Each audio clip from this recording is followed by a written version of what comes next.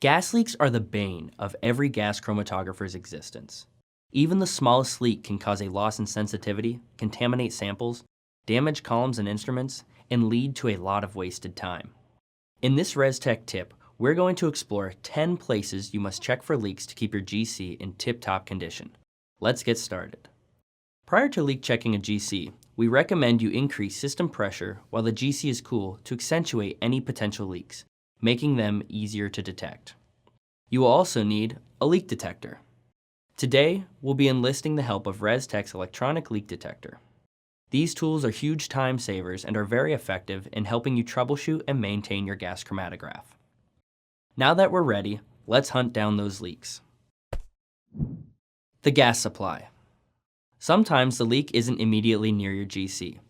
Always check your cylinders, generators, and manifolds. Each of these should be the first place you check when you suspect a leak.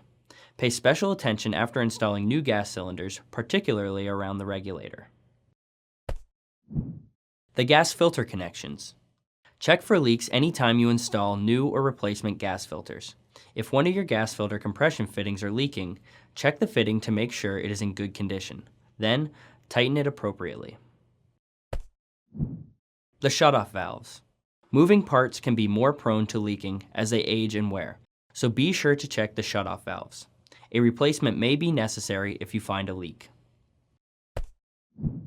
The EPC connection. All gases enter the GC through the EPC, so it's a critical spot to check for leaks. If you find a leak, ensure all the connections into the GC are clean and secure. The split vent trap. Often overlooked during routine maintenance, the split vent trap could easily be the source of your leak. Be sure to check that the fittings are nice and snug. A replacement might be necessary if the leak is still present.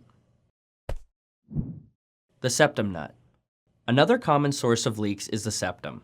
If the septum is leaking, first attempt to tighten the septum nut, but only to finger tight. If the nut is not the source, try the septum. It may need to be replaced. The weldment and the weldment lines. Check the weldment for leaks. If you detect a leak, it may be the result of an incorrectly tightened weldment. If so, retighten it. If a leak is still present or detected around the weldment lines, it could indicate the presence of cracks. In this situation, the weldment should be replaced. The reducing nuts. Temperature cycling can loosen nuts if they are not properly tightened. If a leak is found, simply retighten the nut. The inlet and detector column nuts. Be sure to check the column nuts and fully tighten them if there is a leak. A damaged ferrule could also be the source of the leak and might need to be replaced. The column connectors.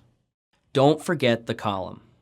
Column connectors are common sources for leaks, even if they are leak-free after initial installation. Check them regularly during use. Reinstallation may be necessary if you discover a leak. Even if a leak is not detected at any of these spots, it is good practice to inspect and leak check your gas lines and instrument daily, paying close attention to critical seals.